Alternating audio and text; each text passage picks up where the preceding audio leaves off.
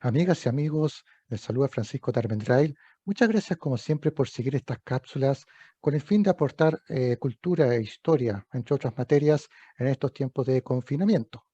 En esta ocasión vamos a abordar un tema complejo y que tiene impacto incluso en el presente.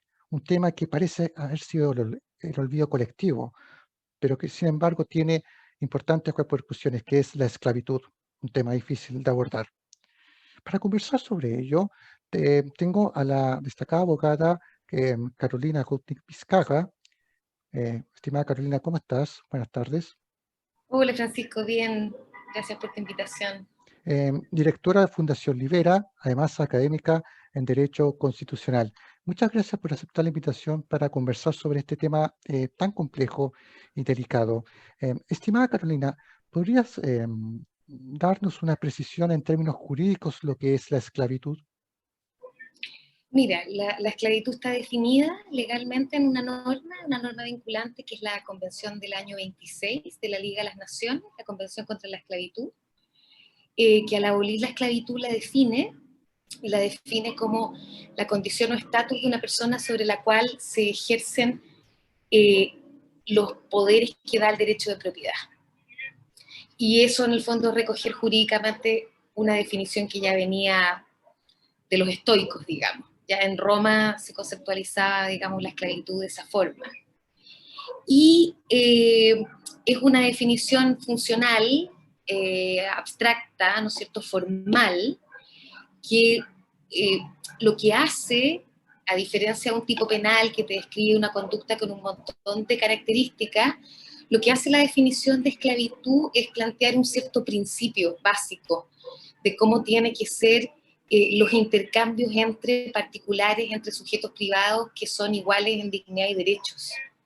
Entonces, cuando entre seres, ¿no es cierto?, que son iguales, que son ambos sujetos de derecho, las transacciones están regidas por la justicia conmutativa de Aristóteles, que te decía que lo que tú das tiene que ser aritméticamente igual a lo que tú recibes. Hay una igualdad, ¿no es cierto?, aritmética, un criterio de proporción aritmética para entender que es justo. Y, y cuando tú, básicamente, cuando tú no respetas esa justicia conmutativa, cuando rompes ese equilibrio, en el fondo lo que estás rompiendo es el tratamiento del otro como un sujeto de derechos. Y cuando tú ya no tratas al otro como sujeto de derecho, tú lo tratas como un objeto de derecho.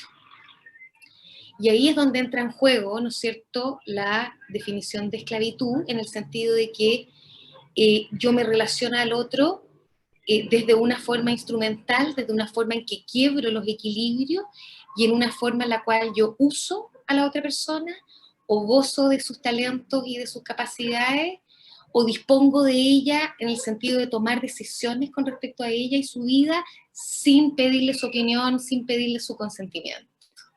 Estimada Carolina, Eso es un poco.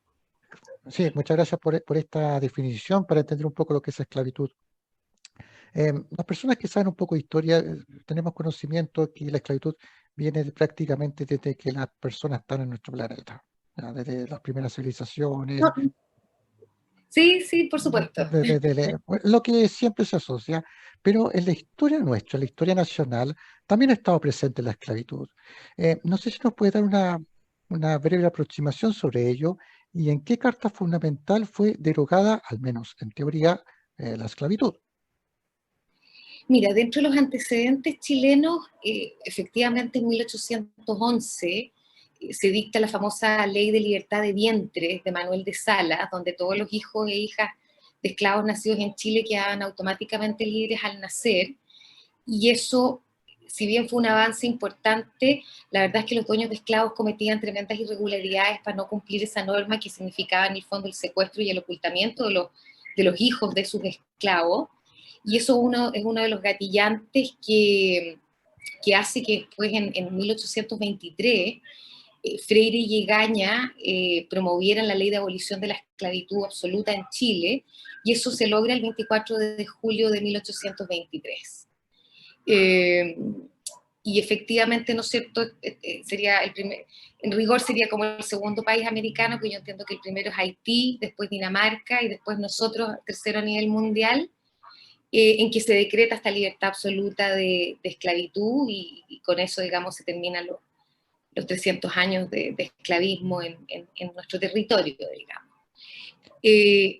Por supuesto, eso es una norma, ¿no es cierto? Y como todas las normas, terminan de tener su realidad y su existencia en la práctica, y efectivamente, si bien ya no era posible y ya no es posible sostener en los hechos una relación de propiedad sobre otra persona, en la práctica, la experiencia que tiene una persona esclava es un tipo de experiencia que sigue ocurriendo en el mundo contemporáneo. Y de eso se trata, ¿no es cierto?, el concepto de esclavitud moderna, y más específicamente los delitos contemporáneos de trabajo forzado por un lado, o de trata con fines de trabajo forzado por el otro. ¿Ah? Sí. Estimada Carolina, volvamos al orbe, salgamos de Chile.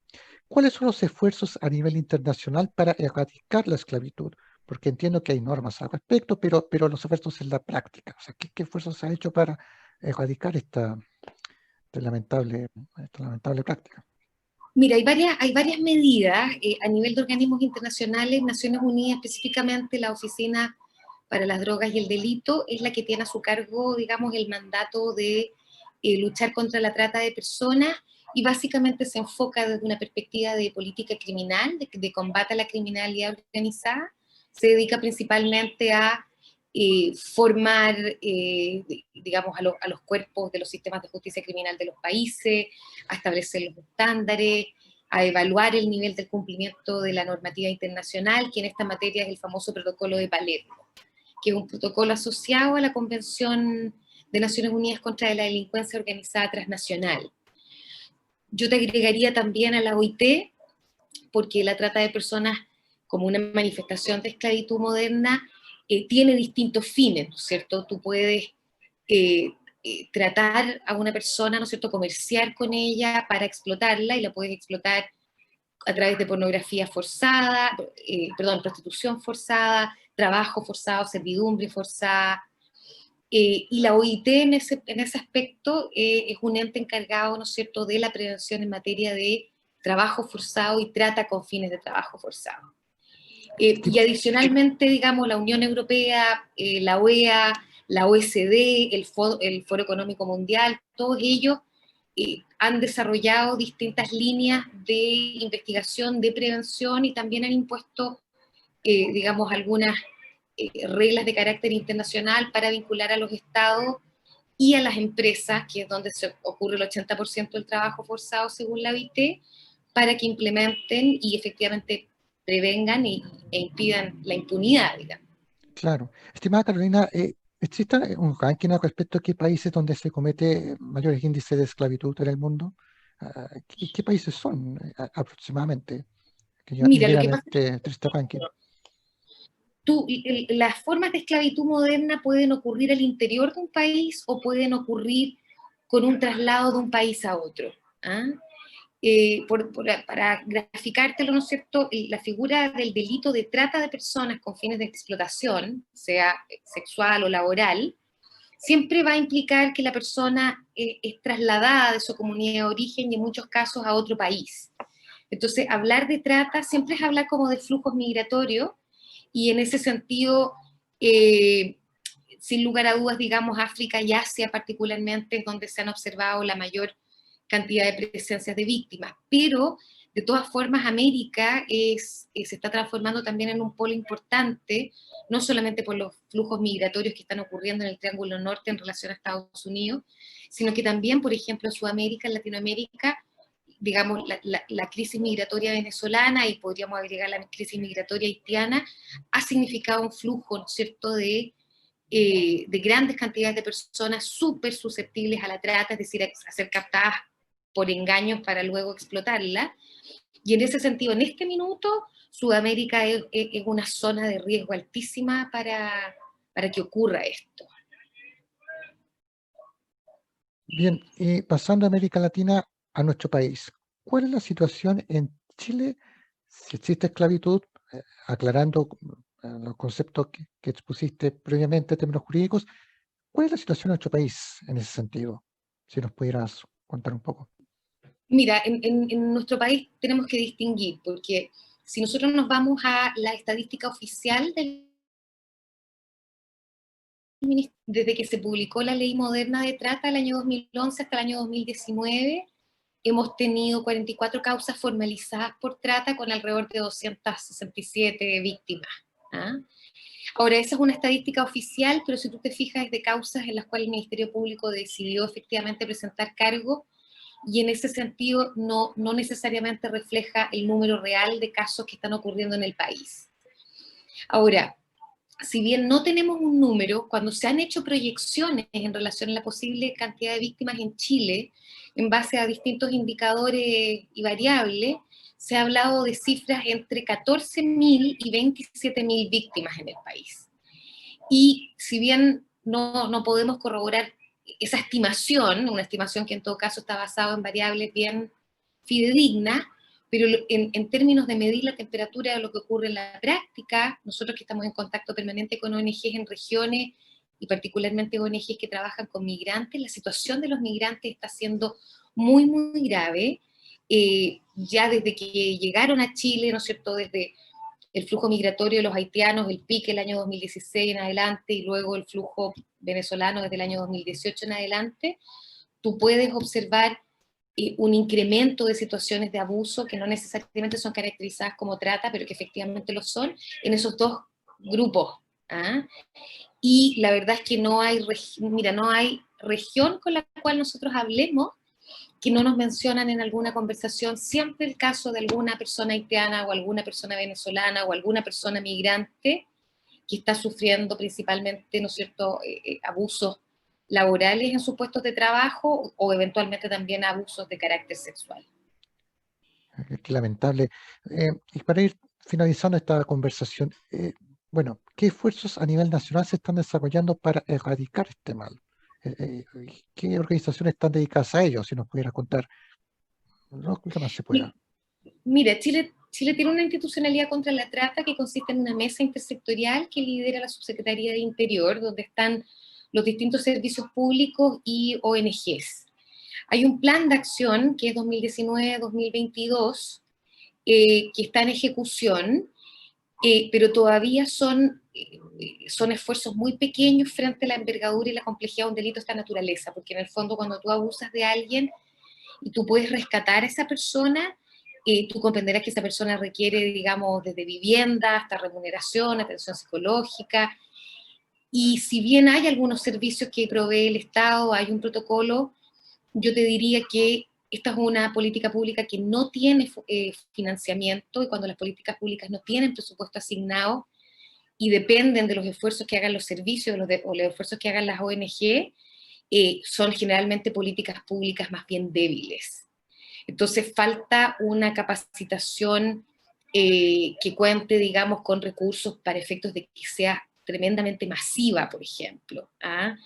Hay que cambiarle el chip mental a funcionarios públicos para que pasen de una cuestión punitiva a entender que se encuentran con víctimas. Pienso en la Dirección del Trabajo, por ejemplo, pienso, ¿no es cierto?, el PDI en frontera. Todavía se piensa que la trata de personas es como algo que hace el crimen organizado, estilo mafia china, mafia japonesa, y eso existe a nivel mundial. Eventualmente podría existir también en nuestro país, pero generalmente la trata y estas formas de esclavitud moderna ocurren en espacios íntimos, domésticos, privados, empresas pequeñas, te fijas, el haitiano que está trabajando en la verdulería, en el supermercado, pero que están trabajando, ¿no es cierto?, 16, 20 horas sin sueldo, sin alimentación, en condiciones de migrantes, muchas veces esperando regularización migratoria que nunca llega. Y eso ya te configura una situación real donde una persona en el fondo está siendo comerciada. No es mero incumplimiento laboral, es un abuso explotador que limita las opciones y la capacidad de libertad y de autonomía de la persona que lo sufre. Sí, estaba escuchando con atención y lamentablemente es un flagelo que tenemos como sociedad y que espero en un futuro cercano se erradique. Así que, bueno, Quiero darte las gracias por este tiempo para esta breve conversación, pero poner en la mesa sobre este tema de la esclavitud, que como mencioné al principio, parece un tema antiguo, ¿cierto? Parece un tema que queda solamente en los libros de historia, pero está vigente lamentablemente en el presente y que esperemos se pueda erradicar por el bien de todos nosotros. Estimada Carolina Gutnick, muchas gracias nuevamente por la invitación para poder conversar y aportar algo de estos temas importantes para todos nosotros en tiempos de pandemia. Perfecto, Francisco. Gracias por la invitación. Nuestras amigas y amigos, nos vemos en una próxima cápsula. Que esté muy bien. Gracias.